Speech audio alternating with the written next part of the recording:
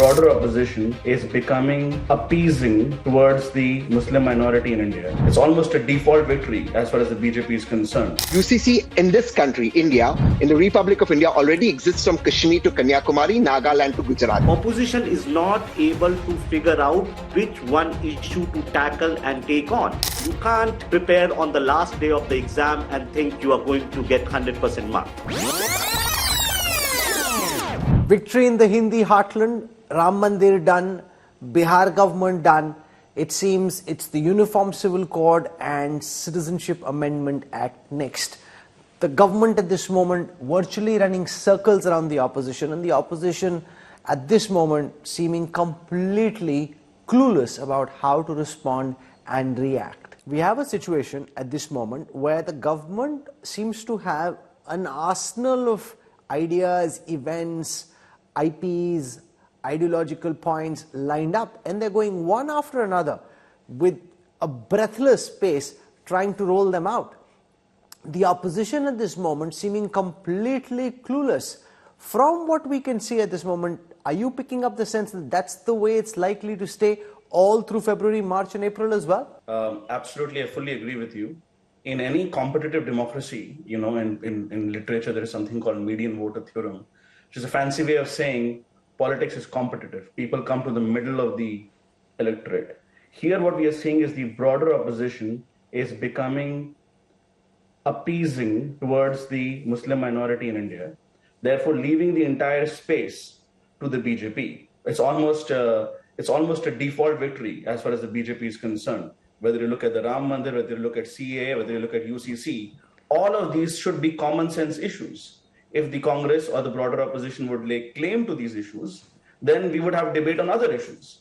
But this is because precisely Rahul Gandhi-led Congress, unlike Rajiv Gandhi or Indira Gandhi, have decided to double down on the minority appeasement, which is why he cannot win an election from Uttar Pradesh and has to go to Kerala. We heard yesterday from Congress leaders that Rahul Gandhi's yatra is not a political yatra, it's not meant at the elections. Now, if elections are to be announced in a few weeks from now and the leader of a major party is doing a yatra which is not aimed at the elections, people watching this telecast would wonder what in the world is going on. A politician doing a yatra, he's not running an NGO, mind you. His task amongst various things is to help the Congress come back to power. He's doing a yatra which is not aimed at the elections, which is not a political yatra. If he wants to rebuild the Congress, surely that's something that should be done after the elections. At this moment, focus on winning whatever the Congress can and whatever the opposition can. He seems to have his priorities all wrong. I agree with you to a limited point that the BJP does seem to be in pole position. But you, who's very experienced as a journalist, know no election is over until it's over. And, the Congress still can do well in 2024. Having said that, I think we need to distinguish between the Ram Mandir issue and the CAA and the UCC issue. It's been announced in one state. Why could it not have been done nationwide? And I'll tell you why. Because this is, except that they want to try and bring the minorities in. And I'm saying this on your show, Rahul, with absolute responsibility. UCC has nothing to do with minorities, in particular with Muslims. Point number one, Rahul. UCC in this country, India, in the Republic of India, already exists from Kashmir to Kanyakumari, Nagaland to Gujarat. The Special Marriage Act, which deals with marriage, divorce, succession rights, one country, one law across the length and breadth of this country. I got married in the Special Marriage Act. UCC already exists. Number two, where the state that has UCC, the model state of Goa, where the BJP is in government, on 3rd July 2023, I quote, the Chief Minister of Goa to India Today says, UCC will not be amended. You know why it will not be amended, Rahul? Because in Goa, a male about 35 years of age, Hindu, if he doesn't have a male child, can marry the second time. They will not amend that. In Gujarat, from where the Honorable Prime Minister and Home Minister come, there is something called Maitri Karar, where a Hindu male can officially have another woman who's not his wife on contract established by government. They will not amend that or talk about that. No, but how do you know they won't amend all of this? When the Uniform Civil Code comes... Tell the BJP, because the Goa Chief Minister told India Today, there is no need to amend it. He told India Today. That might be his view, but if the government takes a different point of view, then that view will prevail. But okay, let me put that question to the other Mr. Poonawala. You've already been described by Tehseen as being highly erudite, but the fact is that the Citizenship Amendment Act has been hanging for a long time. The Home Minister has spoken multiple times to me and to others saying that he will implement it soon. It hasn't happened. If this were to get implemented now, the likes of Tehseen those in the Congress and the opposition will say this is being done to now try and polarize the election. If you were so confident of your development agenda, you wouldn't need to resort to things which are highly communal or highly polarizing. That's your next aim, that Ram Mandir is done, now let's try and polarize around communal lines. That's the charge. Let Shehzad Poonawala demonstrate his erudition. Rahul, either you have to say that already it is too late for the CAA, or you say that the CAA is polarizing and communal. You can't say both the things together.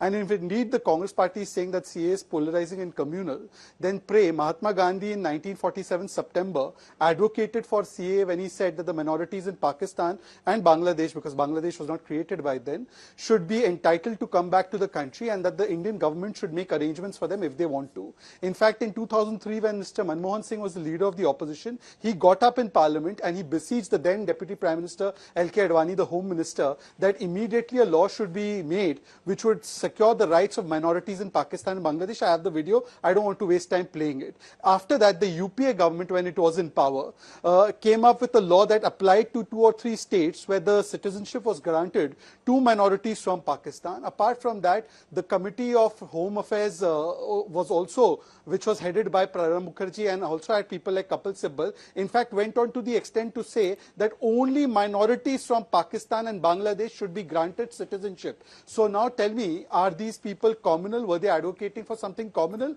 Or in fact, are we now walking the talk of Mahatma Gandhi and all the other principles that Mahatma Gandhi was advocating for? Similarly on UCC, the fact Congress is party, that most people who are watching at this time would think that having a uniform civil code is actually a good idea. The problem with the opposition going on the wrong side of these moves is, at some level, the Congress would have wanted to do it themselves.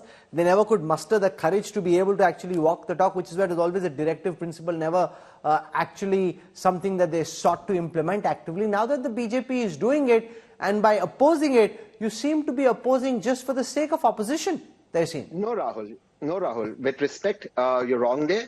In 1954, the Congress brought in the Special Marriage Act, which is exactly what the UCC is. What does the UCC not give you? What does the Special Marriage Act not give you? From Jammu and Kashmir to Kanyakumari, it's one act across the country.